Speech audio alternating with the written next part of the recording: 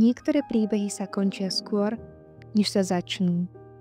Niektoré srdcia by len chvíľu a predsa zanechajú stopu, ktorú nemôžno vymazať. Držal som v rukách ticho. Nedalo sa ho dotknúť a predsa som cítil, že tam bolo všetko. Láska, nádej, túžba byť otcom. Každý deň sa učím znova sa nadýchnuť. Zachytiť svetlo v tmách, veriť, že aj bolesť môže niesť zmysel. Nie je to zabudnutie. Je to cesta tichá, krehká, ale pravdivá. Každý krok je túžbou, každý nádych spomienkou na život, ktorý sa dotkol toho nášho.